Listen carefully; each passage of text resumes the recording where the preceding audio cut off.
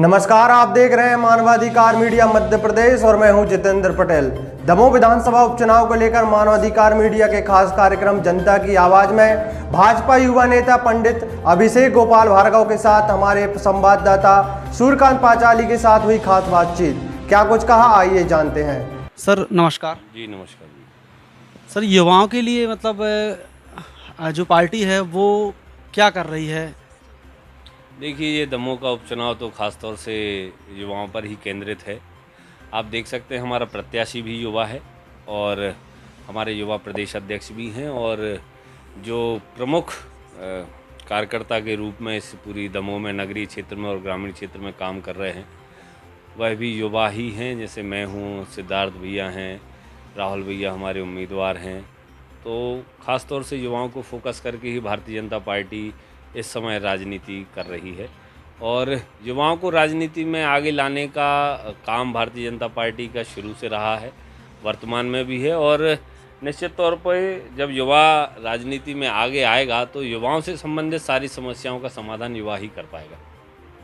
मगर फिर भी कांग्रेस एक आरोप लगा रही है कि मध्य प्रदेश शासन युवाओं के विषय में बिल्कुल भी नहीं सोच रही है और ना उनके रोजगार के विषय में सोच रही है। देखिए, कांग्रेस की बात मैं इसलिए नहीं करूंगा क्योंकि उनकी कथनी और करनी में बहुत बड़ा अंतर होता है।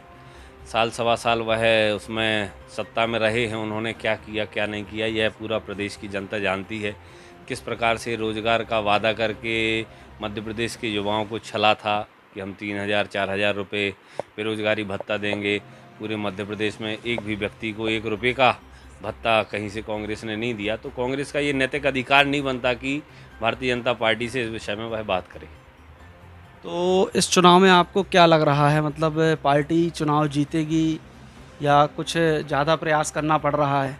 नहीं, देखिए, कोई भी चुनाव आसान तो नहीं होता और उपचुनाव खासतौर से किसी भी प्रकार से आसान नहीं होते हैं। देखने में रिजल्ट जब खुलते हैं तब आपकी मेहनत का अंदाज़ा लगता है और भारतीय जनता पार्टी उपचुनाव जीतने में एक प्रकार से विशेषज्ञ है और हमारा जो कैडर है वह बूथ स्तर तक है। पेज प्रभारी हमारी जो संरचना है, जो न्यूनतम संरचना है, उस आधार पर हम चुनाव लड़ते हैं और कांग्रेस से बहुत ही बेहतर हमारा संगठन है और उसी संगठन के आधार पर हम बहुत ही बेहतर परिणाम लेकर आएंगे। और एक मुद्दा और यहाँ पर आ रहा है मेडिकल का और बस स्टैंड का। यदि आपका कैंडिडेट जीत जाता है तो क्या मतलब समय क्या लगेगा उसमें निर्माण चालू कराने में कि इसी प्रकार का शिलान्यास हो जाएगा? ये आरोप लगा रहे हैं कांग्रेस वाले। देखिए, कांग्रेस वालों के लिए इन चीज़ों से क्या लेना देना है? आप भी सत्ता में रहे, आपने दमोह के लिए क्या दिया, आप पहले ये बताएं। आज भारतीय जनता पार्टी में आने के बाद राहुल सिंह मेडिकल कॉलेज लेकर आ गए। तहसील ग्राउंड में भूमि पूजन हो जाता, चाहे समन्ना में भूमि पूजन हो जाता या कहीं भी भूमि पूजन हो जाता। भूमि पूजन महत्वपूर्ण है कि मेडिकल कॉलेज महत्वपूर्ण है? देखिए, मेरी भी विधानसभा में रहस्य मेला एक बड़ा आयोजन होता है। कई बार शिवराज सिंह जी ने भोपाल से गड़ाकोटा के, दमोह के, रेहली के भूमि पूजन उद्घाटन कर दिए। तो इसका मतलब ये थोड़ी होता है कि ये भोपाल में बनेगा। वो तो जहाँ स्थान निश्चित है वो वहाँ बनेगा ही। उद्घाटन उसका कहीं भी हो जाए, भूमि पूजन उसका कहीं भी हो जाए। तो ये मतलब एक प्रकार से लोगों को गुमराह करने वाली बातें कांग्रेस कर रही है। बजट में पूरा प्रावधान माननीय मुख्यमंत्री जी ने कर दिया है और जल्द से जल्द इस उपचुनाव के बाद मेडिकल कॉलेज का काम लग जाएगा।